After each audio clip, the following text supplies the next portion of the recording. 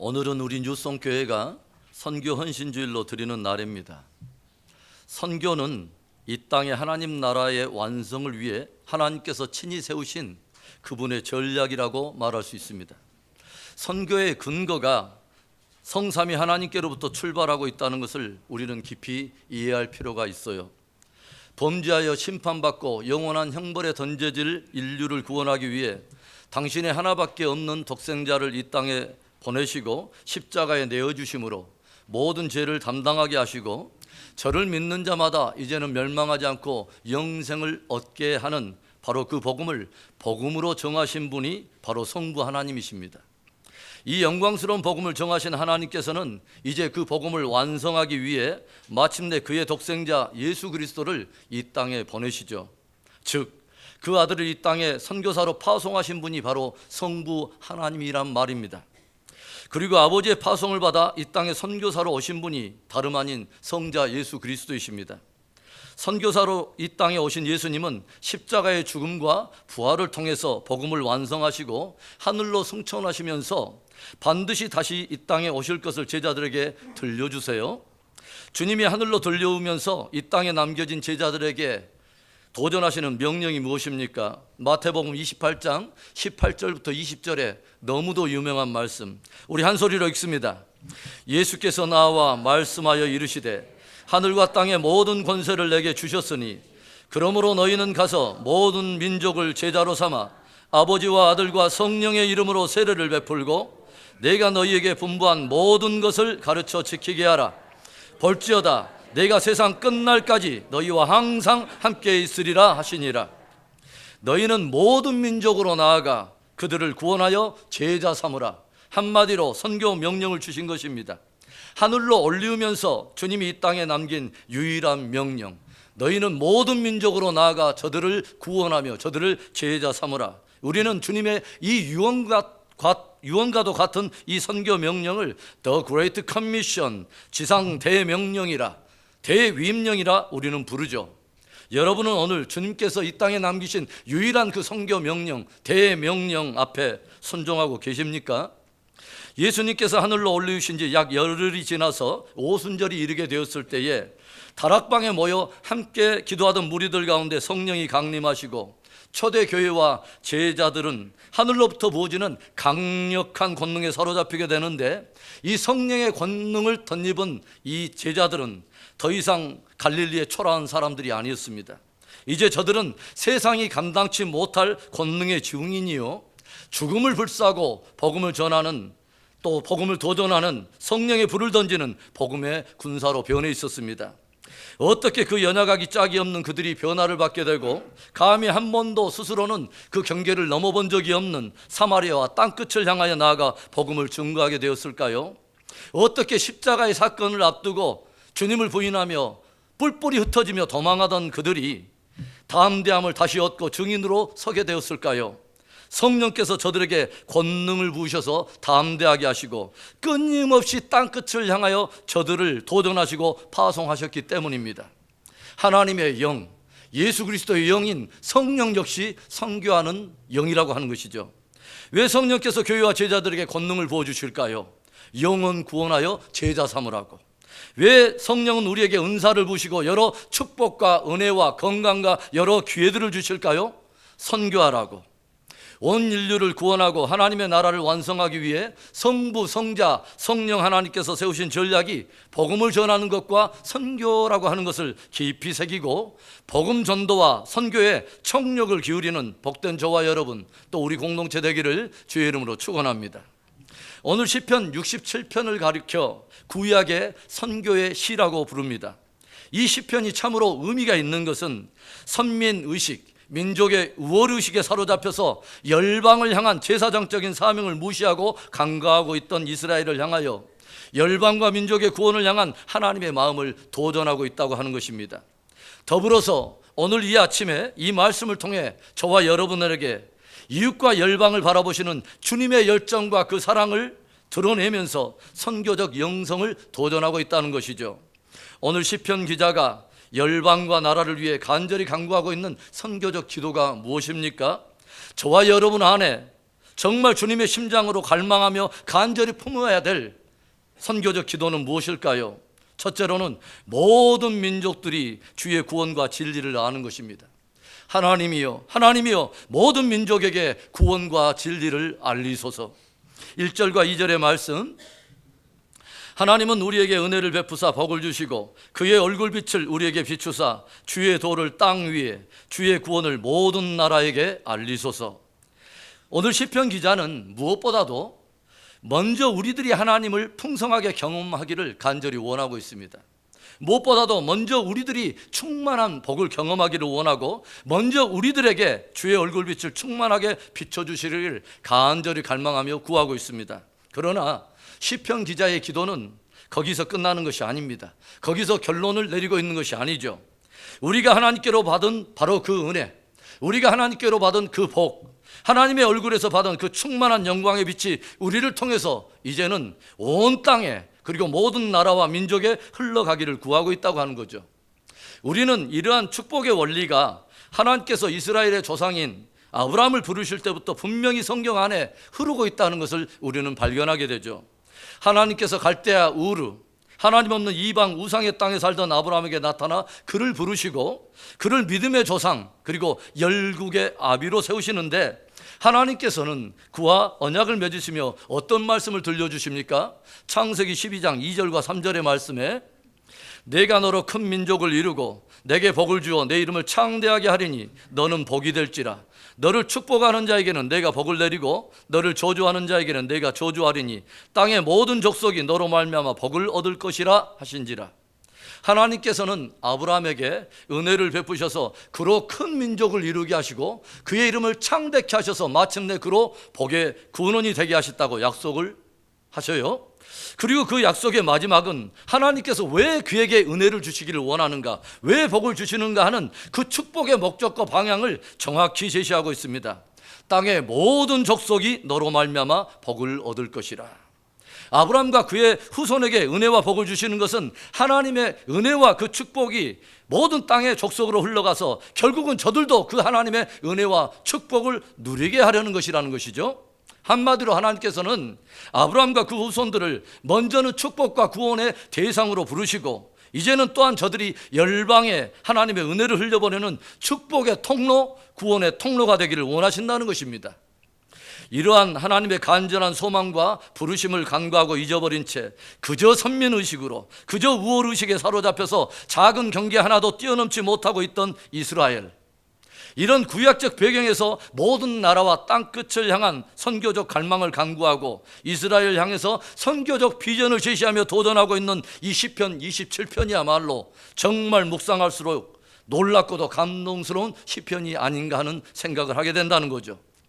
우리들은 이스라엘 백성들이 하나님의 선교적 부름을 알지 못하고 오히려 저들 안에 엉뚱한 선민의식 내지는 우월의식이 의외로 굉장히 그 나라 사람들 안에 깊이 자리하고 있었다는 것을 우리는 알고 있습니다.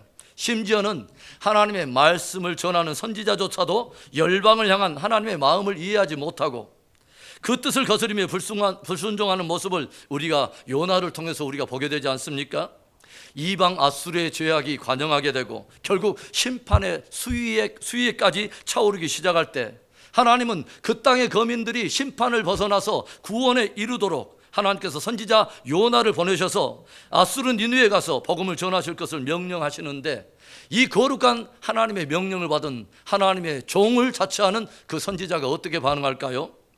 지극히 의도적으로 아수르 니느웨로 가는 배를 타지 않고 욥바에 내려가서 오히려 니느웨와 정반대 다시스로 가는 배에 몸을 싣고 하나님의 낯을 피하여 도망하기 시작합니다. 왜일까요? 요나는 이스라엘과 적대적인 나라, 이스라엘을 괴롭히던 이 아수르의 사람들이 죽게 돌아와서 구원 얻는 것이 너무도 싫은 것입니다.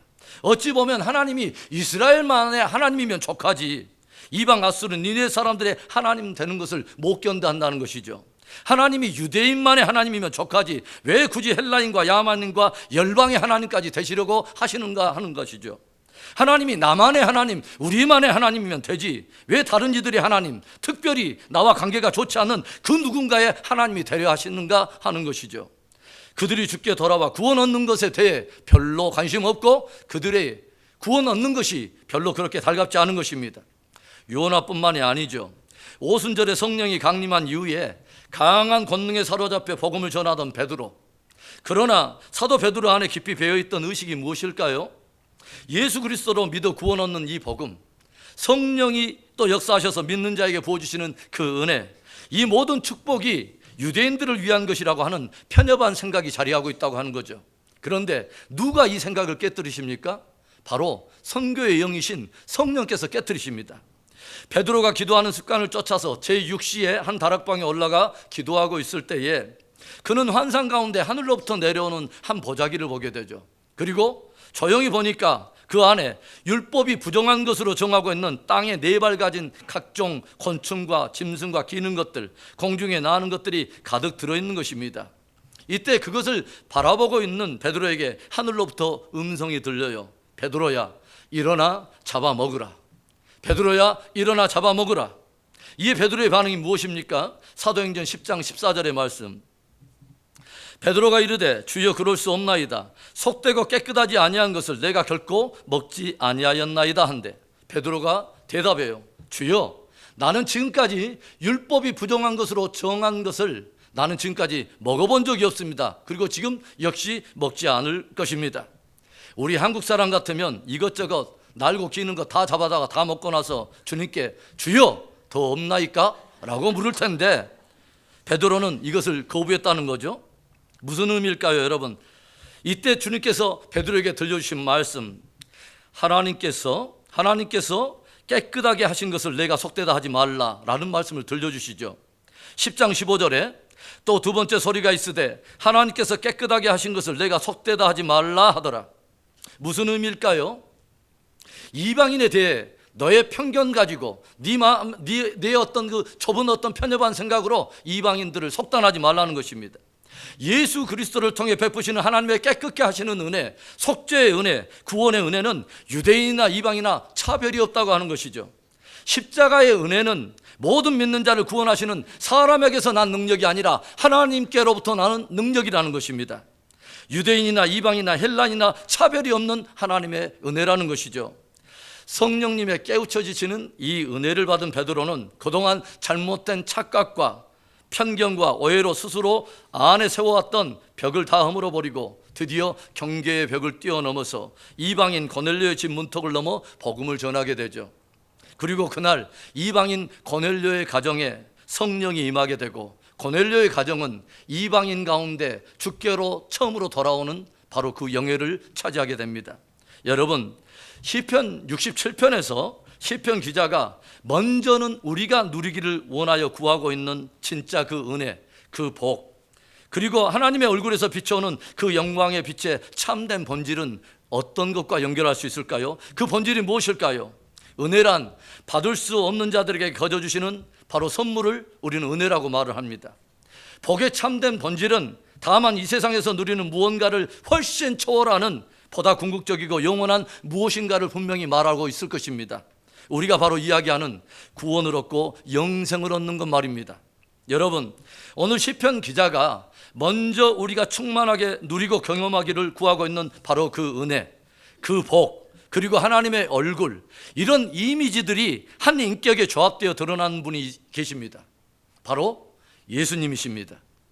영원히 멸망할 죄인을 위해 받을 수 없는 가운데 베푸시는 하나님께로부터 오는 은혜의 선물, 저를 믿는 자마다 멸망치 않고 구원을 얻고 영생을 얻게 되는 참된 복 중의 복, 이 모든 것이 복이 되고 은혜가 되도록 우리 가운데 드러난 하나님의 얼굴, 바로 예수님이십니다. 고린도후서 4장 6절의 말씀, 어두운 데서 빛이 비치라 말씀하셨던 그 하나님께서 예수 그리스도의 얼굴에 있는 하나님의 영광을 아는 빛을 우리 마음에 비추셨느니라. 오늘 시편 기자는 간절히 갈망하며 기도하고 있습니다.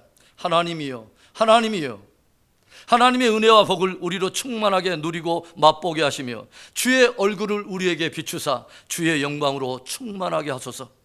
그리고 이제는 그 은혜를, 그 복을, 그 영광을 아는 우리로 주의 도와 진리를 만방에 알리게 하소서. 성령께서 기름 부으심으로 복음을 더 깊이 알고 누리게 하시고 그 복음을 모든 나라와 모든 민족에게 증거하여 저들도 주의 도를 그 진리를 알고 믿어 구원 얻고 영생을 얻게 하소서. 얼마나 축복되고 위대한 기도이며 복된 갈망입니까? 사랑하는 성도 여러분, 오늘 저와 여러분은 주님의 깊은 곳에 있는 주님의 갈망을 읽고 있습니까? 오늘 저와 여러분 안에, 우리 공동체 안에 이 갈망이 불릴듯 일어나기를 소망하며 축복합니다. 하나님이여, 하나님이여, 모든 민족에게 주의 구원과 진리를 알리소서. 하나님이여, 모든 열방이 주의 구원과 진리 앞에 돌아오게 하소서. 구원과 축복의 대상일 뿐만 아니라 이제는 구원과 축복의 통로로 쓰임받게 되는 저와 여러분, 우리 축복의 공동체 되기를 주님의 이름으로 축원합니다. 오늘 시편 기자가 열방과 나라를 위하여 드리고 있는 선교적 기도 두 번째, 모든 민족들이 주를 예배하는 것입니다. 하나님이여, 모든 민족들로 주를 예배하게 하소서. 오늘 7절로 이루어진 시편 67편 가운데 중복이 되는 두 구절이 있죠. 바로 3절과 5절의 말씀입니다. 3절을 보면 하나님이여, 민족들이 주를 찬송하게 하시며 모든 민족들이 주를 찬송하게 하소서. 5절도 보면 하나님이여, 민족들이 주를 찬송하게 하시며 모든 민족으로 주를 찬송하게 하소서. 우리들이 누군가에게 복음을 전하고 또 민족과 나라에게 우리가 선교하는 궁극적인 이유가 다만 저들로 구원을 얻게 하는 것이 최종적인 목적은 아닙니다. 우리의 선교는 구원을 넘어선 훨씬 더 궁극적인 목적을 바라보고 있어야 합니다. 그것은 바로 저들로 하나님을 예배하는 예배자로 세우는 것입니다. 전적으로 우상으로 돌이켜 온 삶으로 하나님을 한 분만을 그 예배하는 참된 예배자로 세우는 것이 선교의 궁극적인 목적이 된다고 하는 것이죠. 존 파이퍼 목사님은 열방을 향해 가라, Let the nations be glad 이라고 하는 책에서 이런 말을 들려주고 있어요. 선교는 예배가 존재하지 않는 곳에 예배를 세우는 것이다. 그런 의미에서 교회의 궁극적인 목표는 선교가 아니라 예배인 것이다. 왜냐하면 인간이 중심이 아니라 궁극적으로 하나님이 중심이시기 때문이다.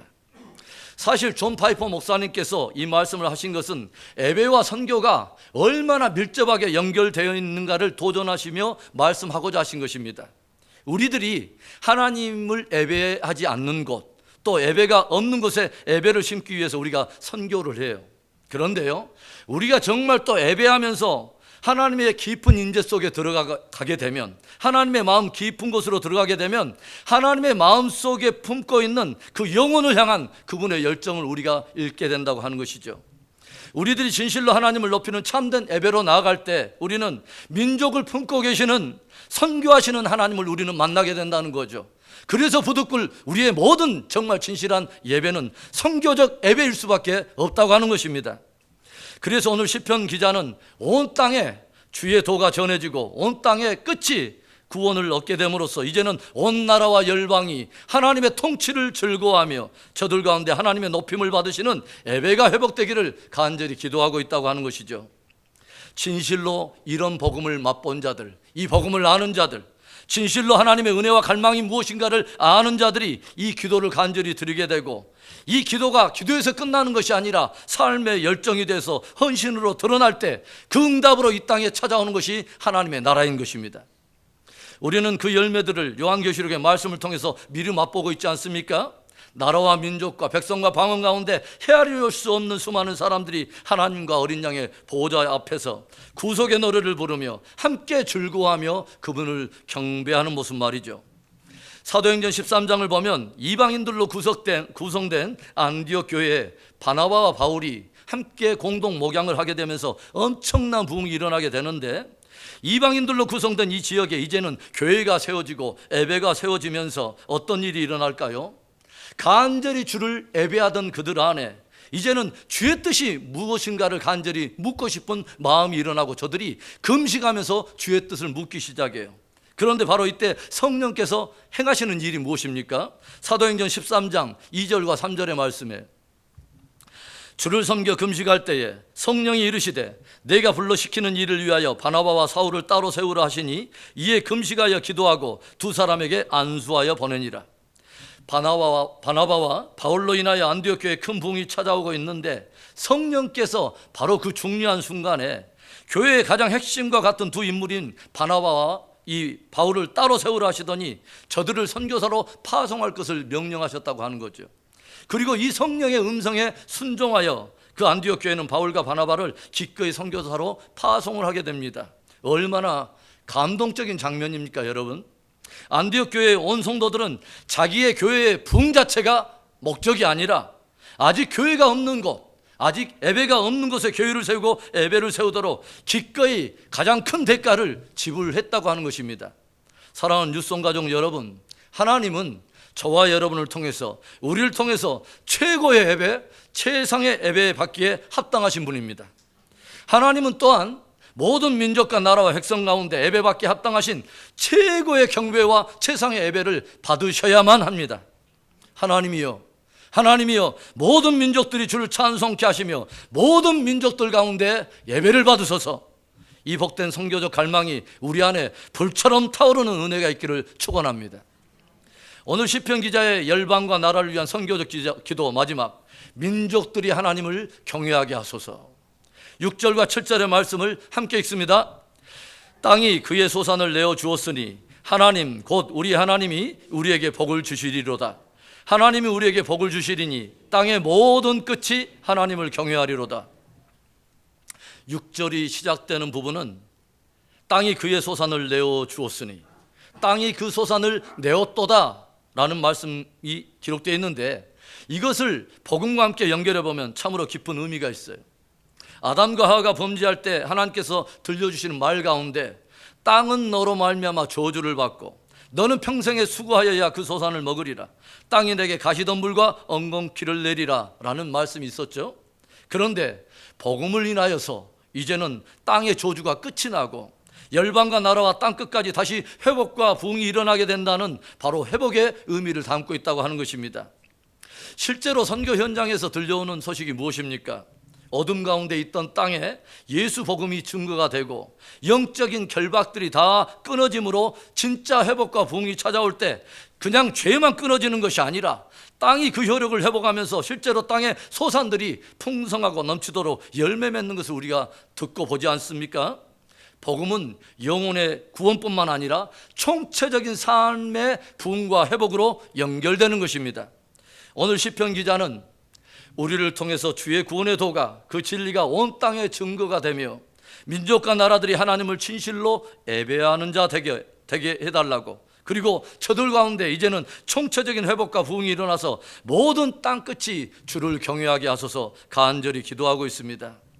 시편 67편의 마지막 절에서 우리는 선교 명령을 주신 주님께서 언급하셨던 최종 선교의 목적지를 우리는 발견하게 되죠. 땅의 모든 끝이 하나님을 경외하게 하소서. 바로 땅끝 말입니다. 땅의 모든 끝이 주께 돌아와 구원을 얻고 예배하게 되며 주를 더불어 경외하게 되는 바로 그날까지 거룩한 선교 행진을 하는 복되고 아름다운 저와 여러분, 또 우리 뉴송 공동체가 되기를 주의 이름으로 축원합니다. 남미 에콰도르 열대 우름 한 지역에 들어가서 복음을 전하다가 순교한 짐 엘리엇을 비롯한 당대 명문대를 졸업한 5명의 젊은이들의 이야기를 여러분은 기억하십니까? 수개월 동안 와다니 부족을 왕래하면서 필요한 모든 것들을 간간히 공급하던 저들이 드디어 경비행기 한 대를 렌트해서 실제로 복음을 전하라고 해변에 내려 그들에게 복음을 전한 지 닷새가 되던 날에 선교 본부와의 연락이 두절되었습니다. 이에 저들을 파송한 선교 본부는 급히 사람들을 파견해서 저들을 찾으려고 수색하는데, 수색 때는 창에 찔려 해변에 죽음이 되어 누워있는 5구의 시체를 발견하게 되죠. 당시 저들을 찔러 죽였던 와다니 청년들은 이 젊은이들의 이상한 반응에 적지 않게 충격을 받게 됩니다. 그것은 저들이 창에 찔리면서도 저항 한번 하지 않았고, 저들의 손에는 심지어 총이 들려 있음에도 불구하고 단 한 발도 발사하지 않았다는 것입니다. 이 사건 직후에 미국 라이프지와 타임지는 이 사실을 보도하면서 크게 분노하게 됩니다. What a waste! What a waste! 이 무슨 낭비란 말인가? 이와 같은 낭비가 웬 말인가? 명문대를 졸업한 젊은이들의 너무도 허탄한 죽음에 대해서 세상은 분노하며 은근히 조롱 섞인 어투로 비난을 쏟아낸 것입니다. 이때 짐 엘리엇의 아내는 한 기자와의 인터뷰에서 대답을 합니다. 낭비라뇨. 나의 남편은 어렸을 때부터 이 순간을 위해 준비했던 사람입니다. 주를 위해 모든 것을 드릴 바로 이 순간을 위해 준비해 왔던 사람입니다. 그는 이제야 그 꿈을 이뤘을 뿐입니다. 그런데요, 그 선교 이야기는 거기서 끝나지 않습니다. 와다니 부족에 의해서 무참하게 살해된 5명의 선교사들의 아내가 어린 아이들을 손에 잡고 와다니 부족에 들어가 그들 가운데 정착하며 그들을 섬기며 복음을 전한 것입니다. 어느 날 그 부족이 추장이 와서 물어요. 당신들은 도대체 누구이며 우리 가운데 들어와 이렇게까지 우리를 섬기는 이유는 무엇입니까? 이때 선교사들의 아내가 들려줍니다.